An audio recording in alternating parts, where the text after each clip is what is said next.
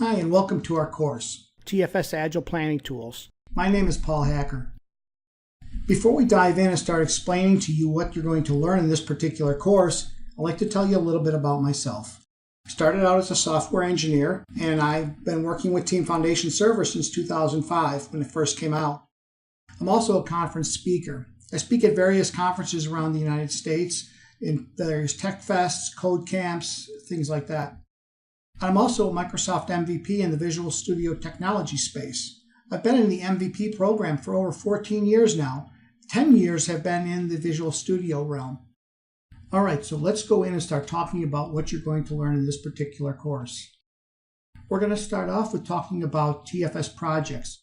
We're going to create a TFS project, and then from that, we're going to work with the project for doing our Agile planning.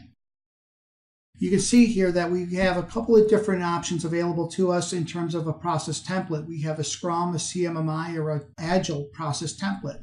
We'll talk more about what process templates are and why you need them. We're going to use a Scrum template for this, so all this course is going to be based on Scrum. Next, we're going to go into talking about work items. What work items are, how you use them, how you query them, how they work in Team Foundation Server. Next, we're going to talk about the backlog, what a backlog is, how do you manage the backlog, how do you add work items to the backlog. So join us for that one. Next, we're going to talk about Agile estimation.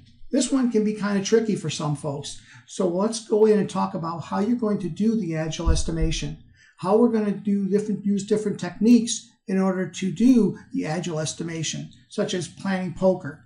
So we'll talk about a few of those techniques as we go into that particular section. Lastly, we're going to wrap up with sprints. We're going to go through a particular sprint from start to finish, so you'll understand how to work in a sprint, all the way from starting that sprint all the way out to the retrospective that you conduct when the sprint is finished.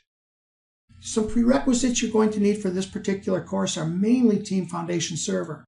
You're also going to need a version of Visual Studio. I suggest you use Professional or higher. I believe that's Enterprise now. So you've got Professional or Enterprise you can use, and you want to have a TFS server. The TFS server can be an on-premises TFS server, or you can use the ALM VM, which is a downloadable, fully baked VM that has all the projects in TFS and Visual Studio all put into this Hyper-V image you can download. It's about 50 gigs. If you go out there and search for ALM VM, you'll find the link for it. I'll also include it in the particular slides, but you want to make sure that you're going to have that VM if you want to follow along with us. Lastly, you're going to want to use the cloud version. If you want to use a version and you don't have an on-premises version, you're going to have to use the cloud version. Just be warned that the cloud version is updated more often than the on-premises version, so things may not look the same. Buttons might not be in the same place. Just things will not look the same as they would in the on-premises version as we go through the course.